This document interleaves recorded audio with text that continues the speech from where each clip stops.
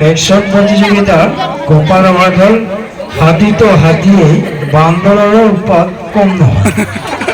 ইয়া আপনার কি সাবসুন রাইছেন আমার প্রতি নিশায় হাতি খেদি খেদি শুকুর পাহাড়ে কমে গেছে আপনার কি সাবসুন হাতি তো হাতিয়েই সদৌ চিড়িয়াখানাৰ পৰা আনি হো আমাৰ আইবি পাহাৰত বৃহৎ এটি মলুৱা বান্দৰৰ জাক চৰকাৰে এৰি দিছে।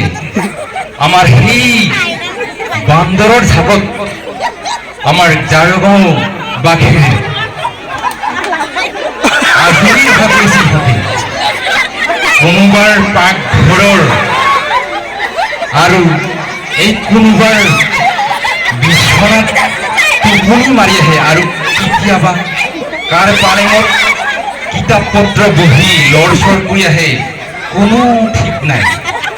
এয়া আপোনালোকে দেখিছে কিছুমান বান্দৰে এই হাতত পানীলাও আৰু কিছুমানে এই নাৰিকল মুখত কামুৰি কামুৰি লৈ আহিছে আৰু এইয়া কিছুমানে জলকীয়া পিঁয়াজ খোৱা পাচিটো খাওঁতে খাওঁতে ডিঙিৰ ভিতৰত সোমাই লৈ সি চিৰদিনৰ কাৰণে ওলাবই পৰা নাছিল।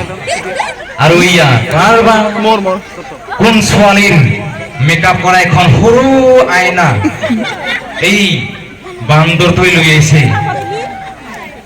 ৰাইজসকল আপোনালোকে এই মঞ্চত উপবিষ্ট হৈছে কাৰবা কি কৰিছে